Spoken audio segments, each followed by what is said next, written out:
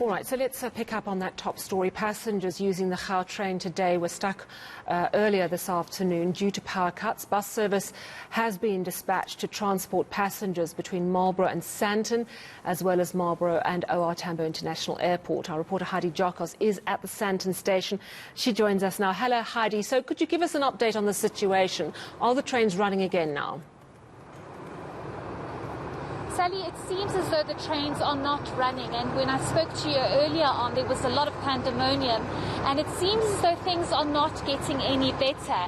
We do understand that buses have been dispatched to try and assist passengers to get to their various destinations. We tried to go downstairs, but we have been told without a Gautrain card we can't get in, and we need a permit to also go in. What's interesting here, Sally, is the fact that we have been told by passengers that they have not been told that the train services are not operating.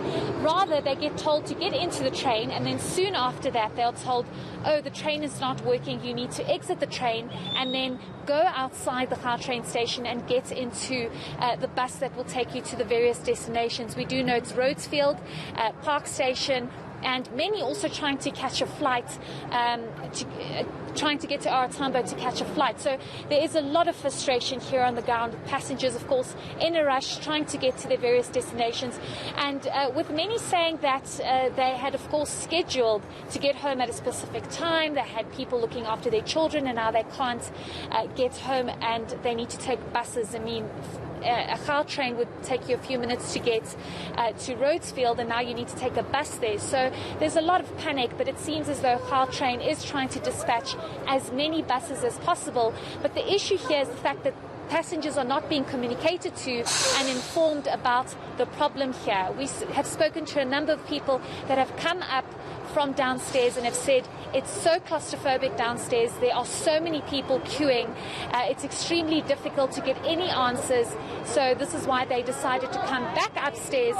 But it just seems as though there isn't clear communication for passengers. But let's perhaps listen to some of the passengers we spoke to earlier on.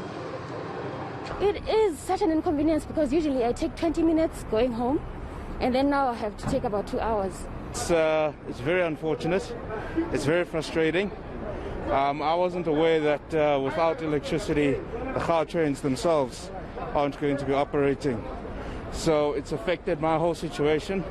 I need to get to Pretoria at this point. But what can you do? I mean, it's Eskom, right? And I just saw the CEO said he hopes it's not going to be a total system collapse. So that doesn't give you much confidence.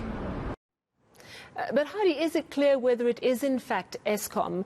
The press release is saying that it's due to power cuts. Do we know if they are internal power failures within the Gautrain system, or indeed as a result of Eskom's load shedding?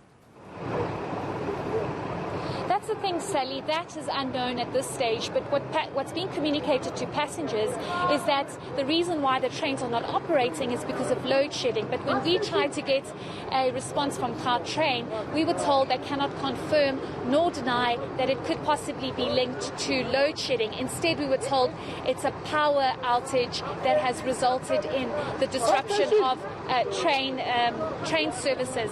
But as you can see, Sally, people are extremely frustrated, and I think again it goes back to my point earlier that nothing is being communicated to people. People don't know what to do. People don't understand where they should go. It's not being communicated to them. People need to be at certain places. Some people need to catch flights. It's also getting quite late. We spoke to a young female earlier on who said to me she needs to catch a train to Park Station and then another bus to Soweto, and it's getting quite late. She might possibly miss that bus to Soweto. So it's important and imperative for there to be clear communication to passengers so they can get an understanding as to what they should do and how they should plan best. But it's such a late stage now that it's going to become quite difficult for passengers to try and make alternatives. Let's just leave you with this shot. I'm going to ask Kamu to walk with me. Look, let's just actually try and see. Okay, no, she's running away now. It's fine. But we can see people running and trying to scramble. They must fix it. We pay 72 rand every time. They must fix the technical problems all the time. When did load shedding start? So as you can hear, someone is quite upset. And I think, Sally, it also goes back to the point that people pay quite a hefty price for this service, and they're saying that this is just unacceptable. Yeah, absolutely. And we don't know the exact nature of those power cuts. Most people presume it's because of a load shedding. But Heidi, we did speak to a passenger earlier who was making his way along the tracks with all the other passengers. Have you got confirmation from a Gautrain that all the people who were stuck on the trains are safely out now? So we're not exactly sure, Sally, what's happened to that train that was actually stuck. We actually did speak to someone earlier on that said that they know of people who have been stuck on the train, but it's not yet clear. We were told that within 10 to 15 minutes that train would have been cleared and passengers would have been assisted, but I think it's quite difficult to ascertain the status of that train at the moment, with Gautrain saying they'll update us as soon as they have clarity. But it doesn't look like there has been much solving of this problem, because you can see how people are being moved from underground where they were supposed to take a train and being put into buses now. So that speaks to the fact that there is still a very serious problem and the train services are not working as they should. Absolutely, it does indeed, Heidi. And I think the patchy communication from Gautrain is very problematic to customers and also to the media, who can, in a situation like this, really help get the message out. So people not managing to get on trains still at the Gautrain and being ferried on buses. Heidi Giokos at the Sandton Gautrain station, thank you so much for that update.